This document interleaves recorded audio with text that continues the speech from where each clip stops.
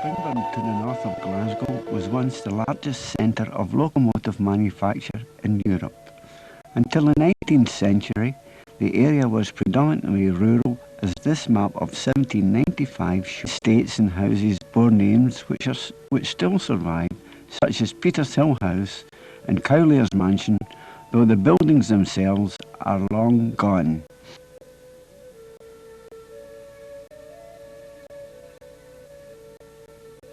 The oldest surviving dwellings are the Volgry Towers, also known as the Breezes, after a family that lived there, and New Mosesfield, both of which were built in the early 19th century.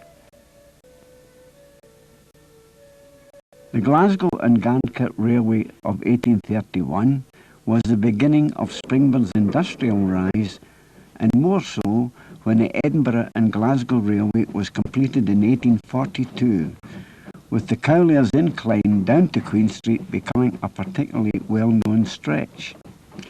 Locomotives were hauled up by a cable, wound in by a stationary engine which was housed at Cowlairs. Brake vans were also attached there for the downhill journey. These practices became obsolete with more powerful engines and greater efficient braking systems. Cowlairs Railway Works were erected on the Mansions estate and were at one time the largest in Scotland with 4,000 workers. Willie Graham was an ex-North British engine driver who turned his hobby into self-employment when he photographed these Smiddy workers in 1890. This was the erecting shop in 1920, where locos were built and others repaired and maintained. A group of woodworkers in the carriage shop with their gaffer in his traditional bowler. This signwriter's book from Cowlairs is now in Springburn Museum's collection. The wagon yard was known locally as Siberia for obvious reasons. Cowlairs closed in 1966, a bitter blow to Springburn and not taken without protest, but these went unheeded. The other works in Springburn linked with the railway company were St Rollock's Works, established in 1854 and belonging to the Caledonian Railway Company. In spite of many later name changes, they were forever referred to as simply the Cally. They spread over a wide area and, like Cowlairs, employed as many workers.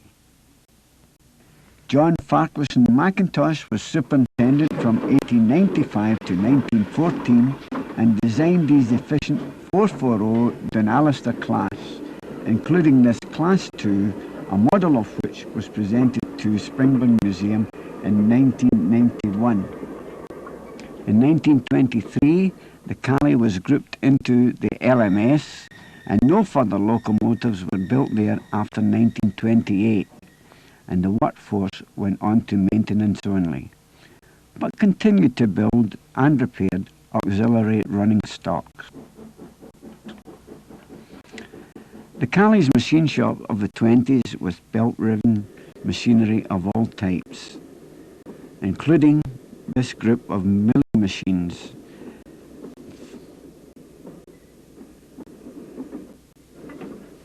These are freshly painted vans ready for transportation of goods.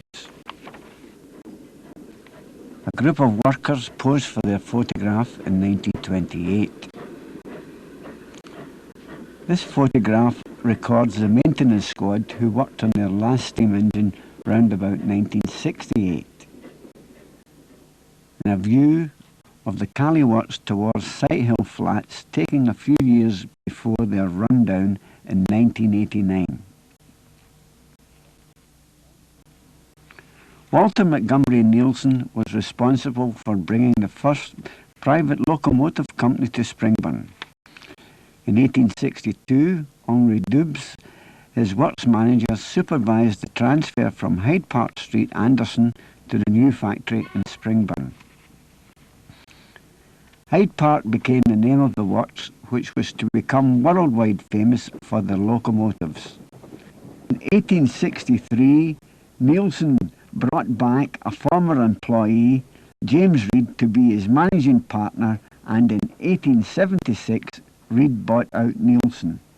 In 1883, Nielsen returned to Springburn to set up the Clyde Locomotive Company, which was taken over by the Manchester firm of Sharp Stewart in 1887. Works became known as the Atlas. The company continued as such until 1892, and then traded as Nielsen Reed and Company, as this advert shows. In 1903, all these firms amalgamated to form the North British Locomotive Company, the biggest of its kind in Europe. Almost 80% of their manufacture was exported to countries such as Egypt, South Africa, India and South America. Photographic records of all locomotives built were taken, and all of these are now lodged in the Mitchell Library, Glasgow. Lord Rosebery opened a new administration building in 1909 for the North British Locomotive Company in Flemington Street. The drawing offices were provided with plenty of natural light. During the World War, part of these buildings was used by the Red Cross for wounded soldiers. The journey of locomotives from the works to the docks was always watched with keen interest by the local populace. Many of the diesel and diesel electrics were manufactured at the Atlas Works in Edgefield Road. A South African order leaving from the Atlas. The same procession turning the difficult corner from Petershill Road into Springburn Road. Locomotives at the Stopacross Quay being loaded onto a clan liner or a city liner by the big electric crane. The transition to diesel and electric was not successful, and in April 1962 the company went into liquidation. Hyde Park was the name suggested by the members of Springburn Museum Trust for the modern housing estate built on the old works site. The Eclipse Works of Frederick Braby and Company on Petershill Road made mild steel and galvanised sheets. Here one of the mill squads posed for their picture. Next to Braby's was Jameson Industrial Estate, and Metropolitan Vickers were based there from 1953 until 1968. They manufactured heat exchange equipment for power stations throughout the world. Petershill Road had many companies along its length. The brewery was but one. There were the Clyde Park Cable Works, which moved from Denison in 1903. They were the main employers of women in the Springburn area. An earlier occupier on this site was the Campbellfield Pottery, which produced domestic wares such as this cheese dish. The pottery, like the cable works, had originally been based in the East End. Close by in Ringford Street was the White House, a hostel for young men set up by the local businessman Samuel Hoy. This is Springburn Parish Church in Hill Street, built in 1841. The oldest surviving place of worship is St Aloysius, erected in 1882, also in Hill Street, which later became Hillkirk Street. Springburn United Presbyterian Church of 1856, later to become the Johnson Memorial. Sighthill United Free Church opened in 1872 and was destroyed by fire in 1981. Cowlairs Parish was built in 1890. A wedding in Gourlay Street, photographed by the railway historian from Springburn, John Thomas, in the early 60s. He also photographed the Brownie Pack and the Lifebuoys in Millerbank Street, assembling for church parade into Cowlairs. Cowlairs Church amidst the demolition of the early 70s. The railway mission was in Vulcan Street and was a popular place of worship, as also was the Gospel Halls. Other places were the Citadel of the Salvation Army in Wellfield Street and the Ferguson Memorial Congregation Church. The original Baptist church was in Blenheim Street, and this new one is out at Hunters Hill Street. Most of the churches of Scotland united into the new Springburn Parish Church. The St Roch's of 1894 was destroyed by fire in 1982. Colston Well Park, built in 1915, is now the oldest surviving Church of Scotland building in the district. A familiar trademark of the Cowlairs Cooperative Society, established in 1881 by a group of North British railway workers. To mark the Society's jubilee in 1902, a fountain was erected at the top end of Vulcan Street. This has now been removed to the new shopping centre on Springburn Way in 1981. Cooperative stores on Springburn Road in the 1940s. The creamery in Kemp Street supplied 25,000 pints daily. Jean Manorgan and Betty McKinley were the operators. And back to the big stores of the late 60s. Another famous store was Hoy's, located firstly at the corner of Cowlairs Road with that of Springburn. "Don't go into town, Hoy's will have it," was the store's main slogan for many years. Hoy's at the corner of Gourlay Street and Springburn Road in their heyday.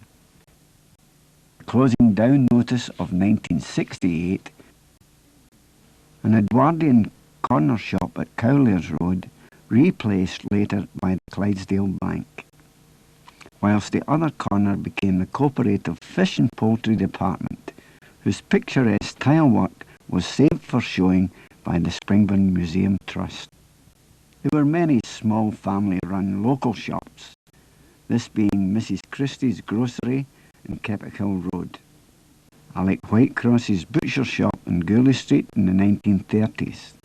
All gone now, although these premises at Case Street corner still exist. At one time it was well patronised when Galbraith's, the grocers, with their willing staff of 1928 opening day. Anderson and Ireland, the chemists, started up in the last years of the 19th century and are still dispensing locally. The public halls opened in 1902. Springburn's first cinema was the Electric of 1911, later known as the Ideal with the nickname of the Bug Hut. This was the plan of the 319 in 1912 and was demolished in 1925. The kinema, nicknamed the Coffin, was built on this site. The original Princes of Gourlay Street had a capacity of 1,000 in 1914.